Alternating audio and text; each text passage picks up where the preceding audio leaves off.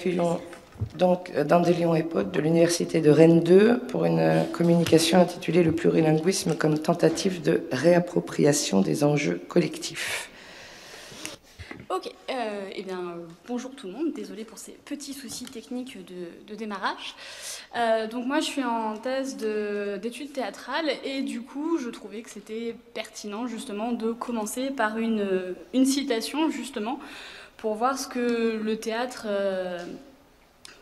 permet si j'arrive à faire marcher la machine. Et bien sinon on va...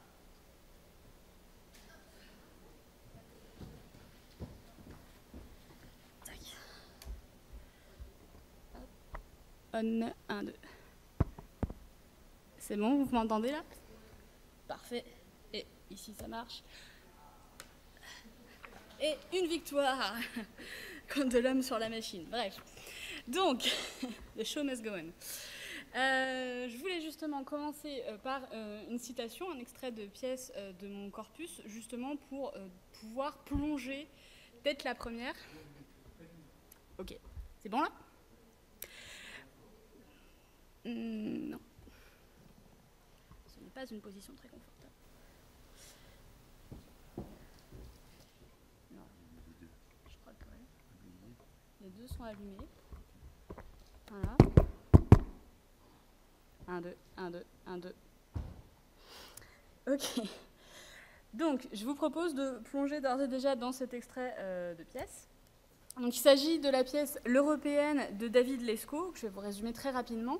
Donc, dans cette pièce, l'Union européenne a commandité une résidence d'artistes qui sont issus de différentes disciplines artistiques, mais surtout de différentes langues, avec comme but plus ou moins avoué qu'ils doivent trouver une solution pour dépasser l'obstacle des langues.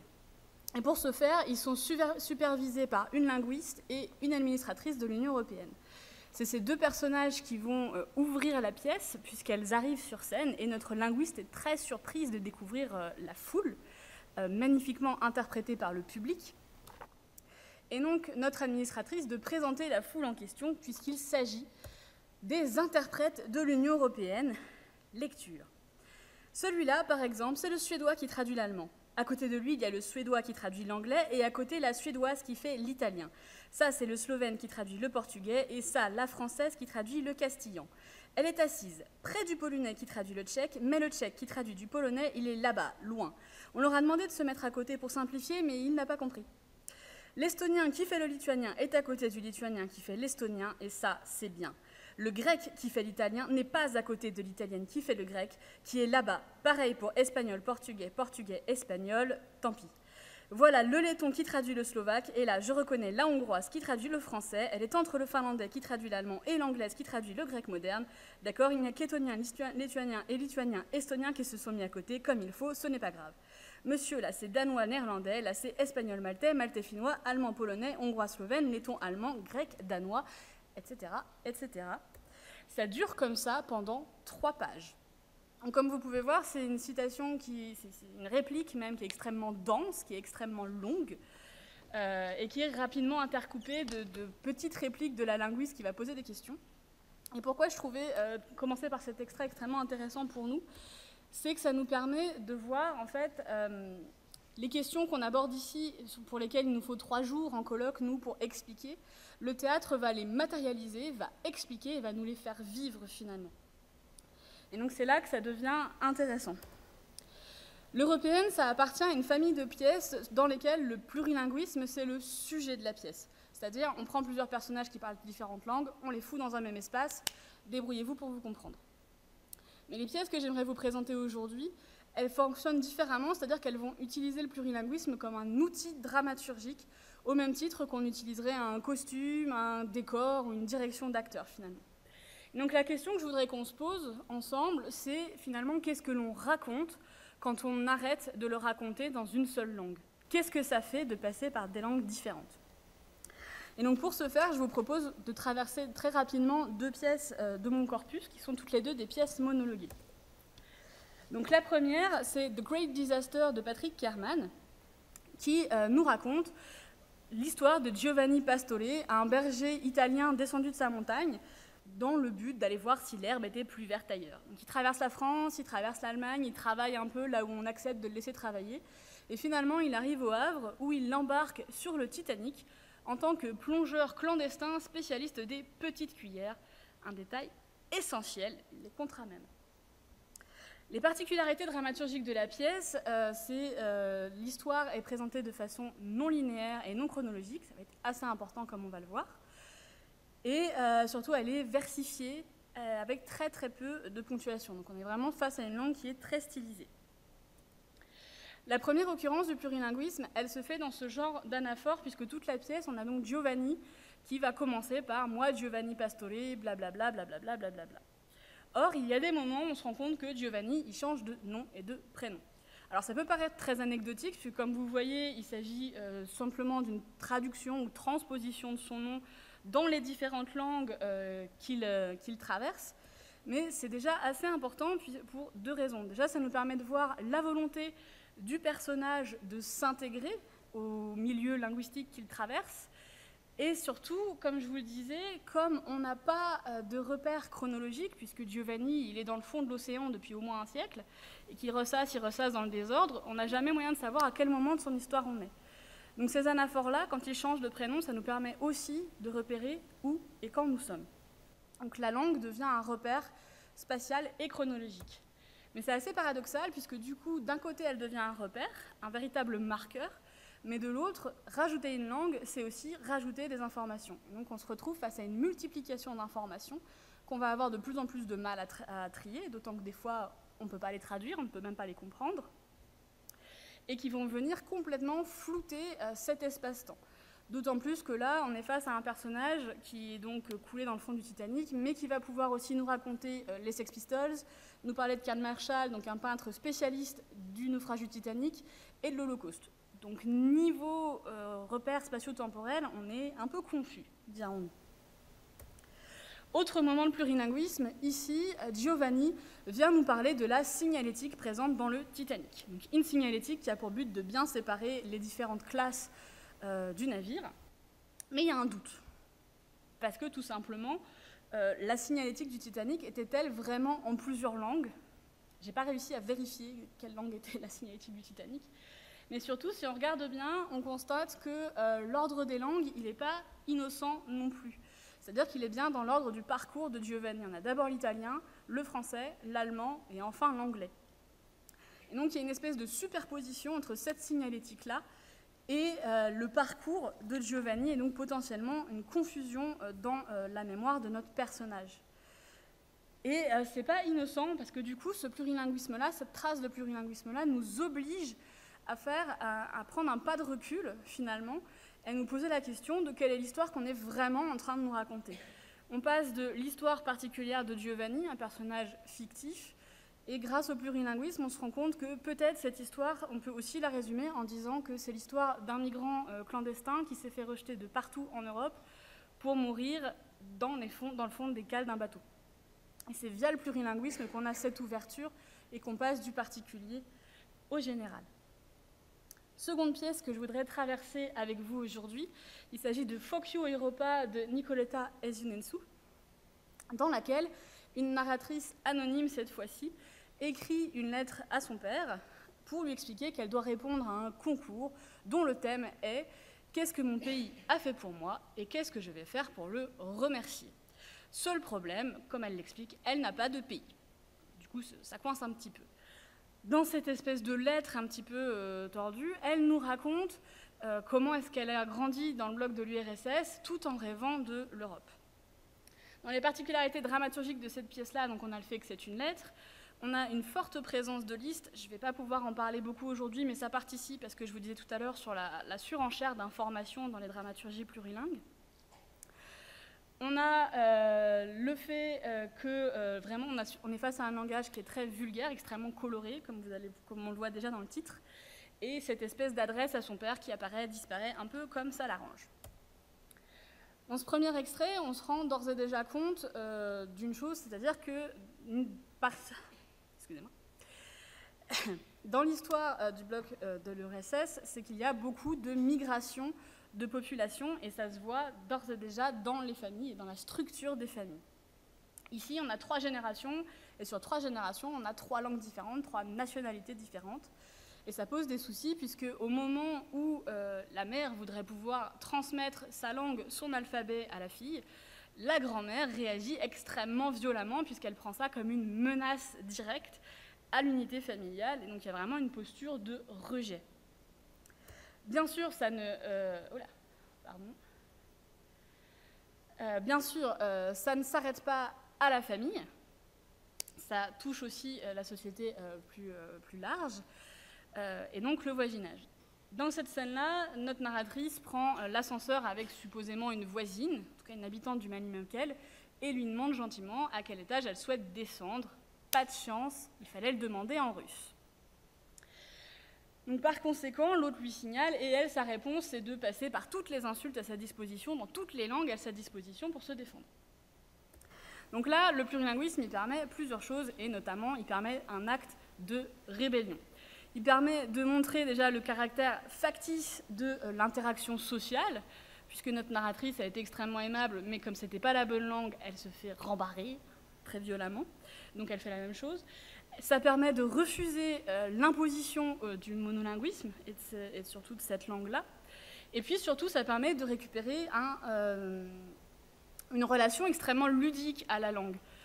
Je pense qu'adolescents, on a un peu tous fait ça quand on a commencé à apprendre des langues, d'apprendre tous les gros mots disponibles dans cette langue-là pour le plaisir.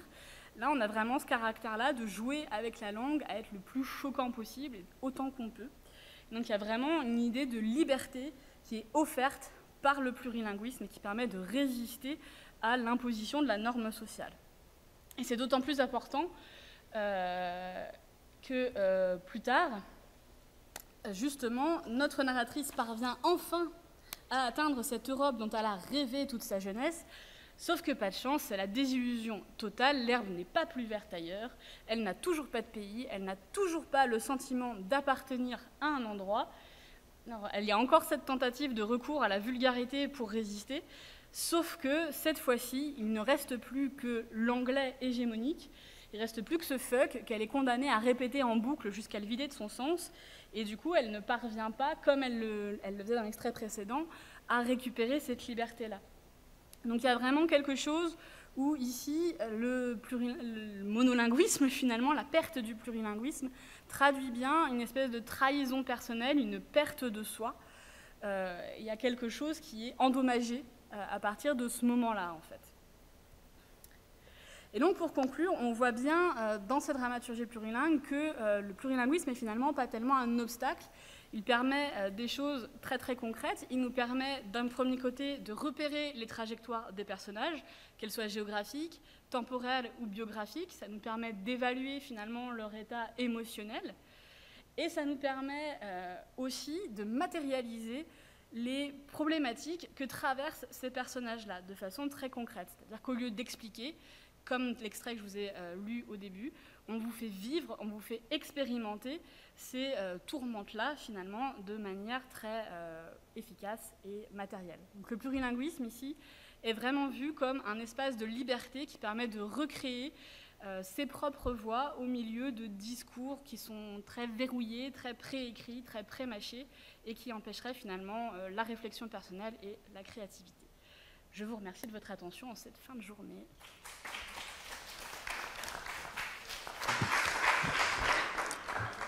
Merci d'avoir parfaitement respecté le temps. On va peut-être avoir des questions du public. Oui. Ah, le micro.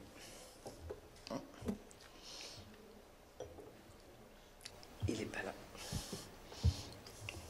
Peut-être...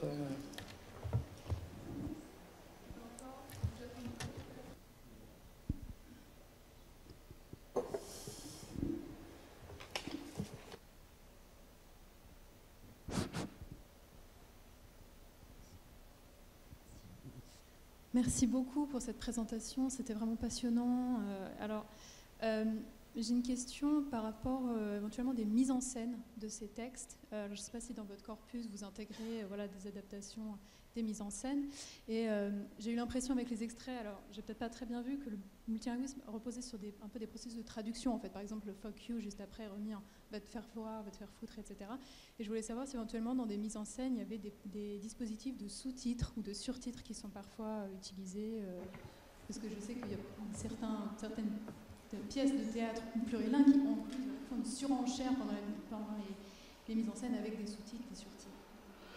Alors ça dépend vraiment, vraiment beaucoup des pièces. Là, effectivement, il y a des mécaniques un peu de traduction, parce que comme je disais, la narratrice, elle passe d'une langue à l'autre, donc avec ce côté très joueur avec la langue. Mais il y a aussi des pièces qui font pas du tout ça, où c'est vraiment démerde-toi. Avec vraiment des auteurs et des autrices qui n'ont pas nécessairement comme objectif qu'on comprenne les mots. Donc il y a déjà ces mécaniques-là, voire même des artistes qui vont piéger le public en disant ah ben voilà, dans telle langue, truc, ça se dit comme ça, et en fait, quand on vérifie, non, pas du tout. Il y a des trucs assez redoutables là-dessus, donc ça dépend vraiment des artistes. Et vraiment, dans les dramaturgies plurilingues, il y a plein de cas de figure, et la compréhension des mots n'est pas toujours l'objectif premier. Donc ça, déjà au niveau de l'écriture. Et après, au niveau de la mise en scène, c'est pareil. Ça dépend vraiment de ce que souhaitent transmettre les metteurs et metteuses en scène. On peut avoir effectivement des mises en scène qui proposent des surtitres, qui ont ou n'ont pas été pensés d'ailleurs au moment de la conception de la scénographie, et ça fait une grosse différence aussi. On a des artistes qui décident qu'il n'y aura pas de surtitres du tout. On a des artistes qui décident qu'il n'y en aura que ponctuellement. J'avais vu notamment Saigon, qui fonctionnait comme ça. Je suis désolée, j'ai une très mauvaise mémoire des noms, par contre j'ai plus le nom de la metteuse en scène, où effectivement il y avait des personnes en fonction de s'ils savaient parler la langue locale, on avait les surtitres ou non.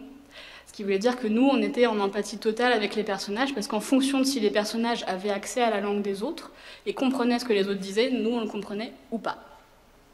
Donc ça dépend vraiment. David Lescaut, que j'avais pu rencontrer, m'expliquait que quand il avait joué l'Européenne en Italie notamment, ils avaient rajouté un personnage d'interprète parmi les artistes, par exemple, qui n'existe pas dans la pièce telle que publiée, telle que j'analyse, parce que là, à ce moment-là, lui, il le mettait en scène et il avait décidé de faire ça, parce qu'il y avait cette possibilité-là. Enfin voilà, il y a vraiment presque toutes les possibilités qui existent, et il faut vraiment avoir conscience qu'il y a beaucoup d'artistes qui travaillent avec le fait que vous n'allez pas comprendre tous les mots. Et c'est le but du jeu. Mais vous allez quand même comprendre quelque chose, et c'est ça qui est fort et passionnant. Oui, bonjour. Est-ce que dans le domaine d'une expression plurilinguiste, le recours aux insultes ou aux injures n'est pas une forme de commodité, comme si c'était la part plurilingue la plus partagée par le commun d'entre nous?